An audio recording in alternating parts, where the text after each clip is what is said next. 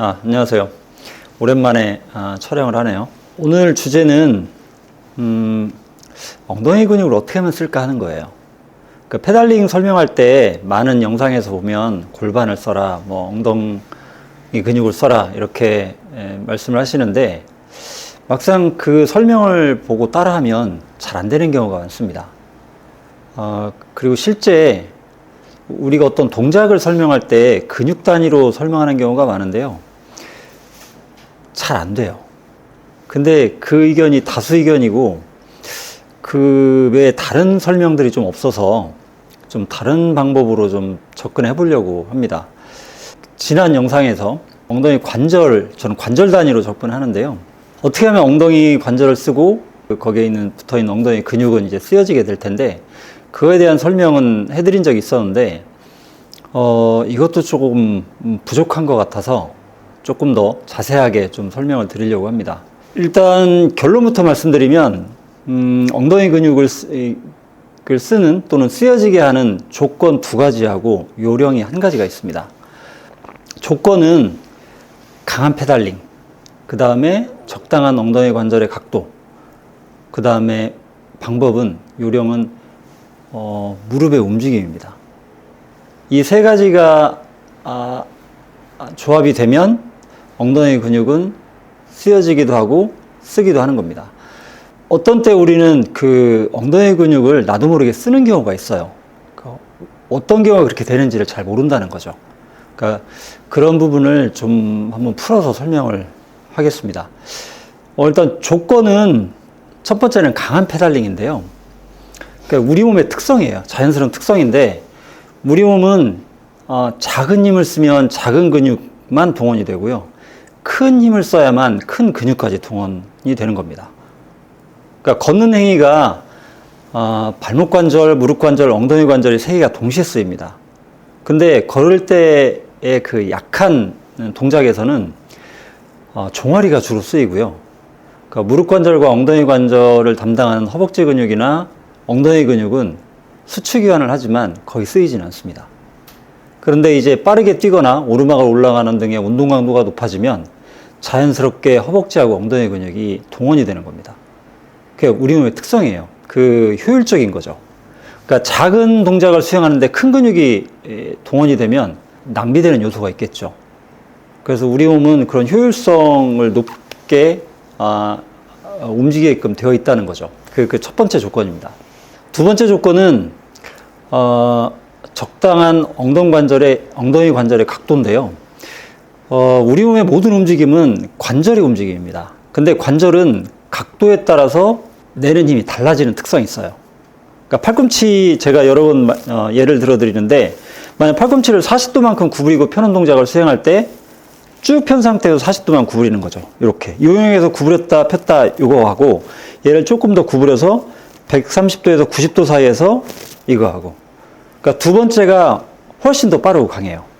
이게 우리 몸에 있는 모든 관절의 특성입니다. 엉덩이 관절도 마찬가지로 우리가 뻣뻣이 서서 무릎을 들었다 올렸다 하는 것보다 숙인 상태에서 무릎을 들었다 올렸다 하면 그게 더 강한 힘을 냅니다. 그러니까 자전거 탈 때 우리가 배운 적이 없지만 빨리 가려고 할 때 허리를 숙이는 이유가 이거라는 거예요. 이건 우리가 배우지 않았지만 이렇게 하고 있는 것들이에요. 그 세발 자전거를 타는 아이들이 빨리 가려고 할 때 배우지 않았지만 허리를 숙이게 됩니다. 그러니까 허리를 숙이면 흔히 에어로 자세라고 해서 공기장이 작아져서 빨라진다고 말을 많이 하는데 그것도 맞지만 좀 더 근본적인 이유는 엉덩이 관절의 각도가 작아지면서 이 관절이 내는 힘이 커지기 때문에 그래요. 엉덩이 관절은 어떤 연구에서 보통 45도에서 60도 사이에서 큰 힘을 낸다고 하거든요. 그러니까 그러려면 보통 자전거 페달은 한 수평 상태보다 조금 낮은 상태, 한 3시 반 정도, 110도 전후에서, 그러니까 12시를 0도로 봤을 때 110도 전후에서 큰 힘을 냅니다. 그러니까 그때 엉덩이 관절이 45도에서 60도 사이가 되려면 상체가 거의 수평 상태에 가까워야 돼요. 그보다 조금 더 높거나.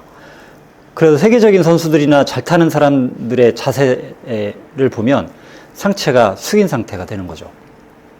이 두 가지가 조건입니다. 그러니까 강한 페달링과 적당한 엉덩이 관절의 각도. 엉덩이 근육을 쓰여지게 하는 조건이요. 그러니까 이거는 우리 몸이 알아서 하는 거예요. 내 의지로 하는 게 아니라. 그 조건 두 가지는 강한 페달링, 그 다음에 적당한 엉덩이 관절의 각도입니다.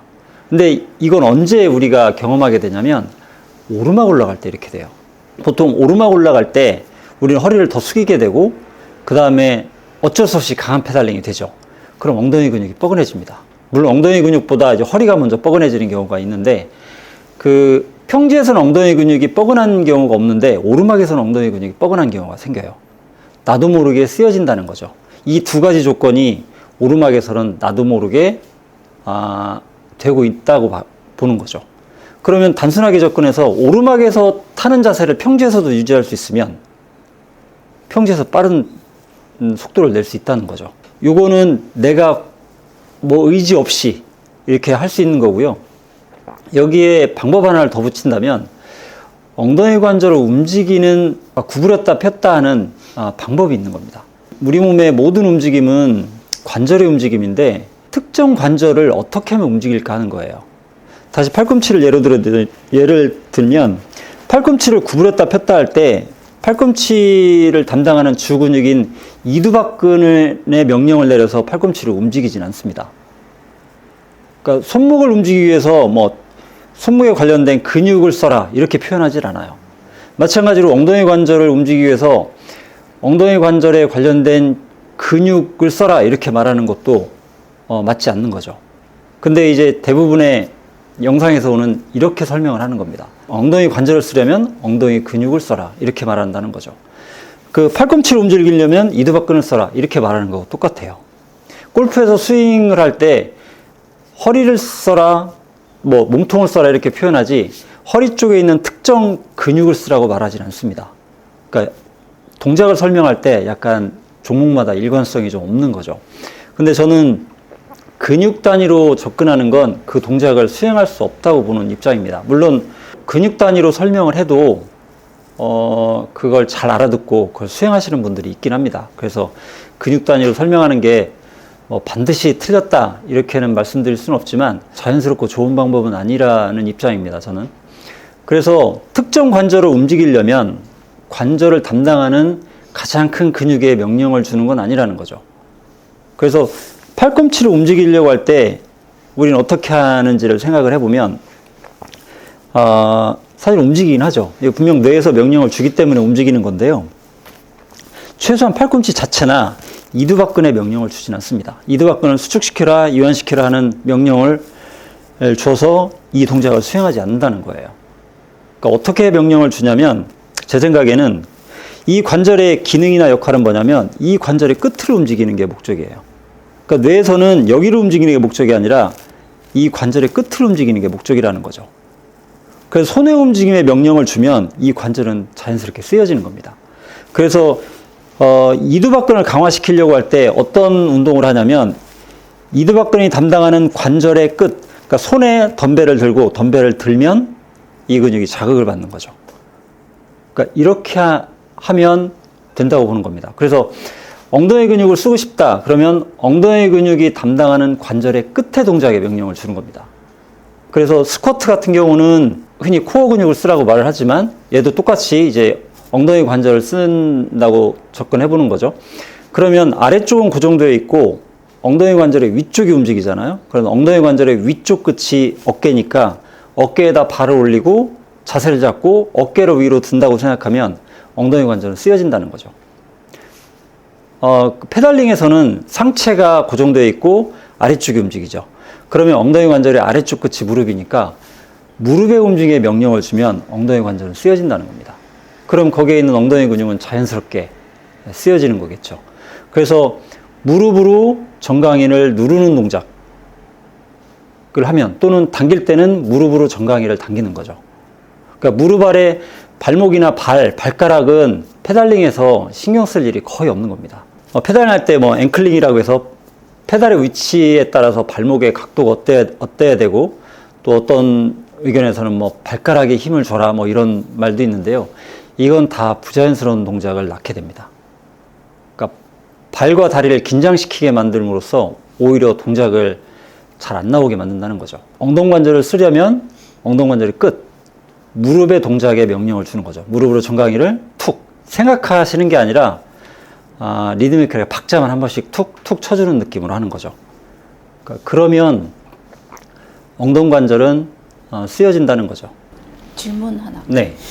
보통들 이게 탈 때 무릎에 힘을 주지 말라고 하잖아요. 근데 네. 만약에 이제 무릎에 신경을 쓰거나 명령을 준다면 무릎에 힘이 들어가지 않을까요? 의도적으로 힘을 주면 안 됩니다.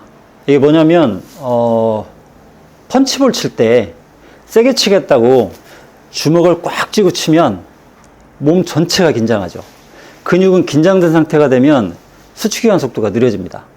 게다가 에너지 소모는 커요. 그러니까 힘은 많이 주는데 빨리 지칩니다. 그리고 결국엔 펀치도 약하게 나와요. 최소의 움직임을 만드는 최소의 힘만 주고 타격의 순간만 힘을 주는 거죠. 마찬가지로 무릎으로 정강이를 누를 때도 무릎에 힘을 주는 게 아니라 무릎의 움직임만, 최소의 움직임만 주고 필요한 순간에 한 번씩만 툭툭 하는 겁니다. 이건 모든 움직임에 숙달된 동작들의 공통점입니다. 망치질도 그렇고요. 축구에서 킥을 할 때도 그렇고 골프 스윙할 때도 그렇고 아마 생각해 보시면 누구에게나 일상에서든 아니면 어떤 그 운동에서든 숙달된 동작들이 있어요. 그 동작들을 가만히 살펴보시면 이런 공통점들을 갖습니다. 우리 몸의 관절을 움직이는 효율적인 방식이라는 거죠. 그래서 이걸 페달링에 그대로 적용하는 겁니다. 그래서 제가 말씀드리는 게 특별하고 새로운 방식이 아니라는 거예요. 우리 몸이 이미 그렇게 하고 있는 것들을 말로 이렇게 설명을 드리는 것 뿐입니다. 그래서 다시 요약해서 말씀드리면 조건 2개, 방법 하나. 강한 페달링과 적당한 엉덩관절의 각도, 그리고 무릎의 움직임. 요 3가지면 엉덩이 관절은 자연스럽게 쓰여집니다. 그러니까 페달링을 설렁설렁 하면서 엉덩이 관절이 쓰일 거라는 건 안 돼요. 이거 우리 몸이 허락하지 않는 겁니다. 그러니까 방법은 모르시더라도 허리 숙이고 강하게 페달링하면 그냥 쓰여집니다. 근데 거기에 이제 방법까지 더 곁들이시면 더 잘 됩니다.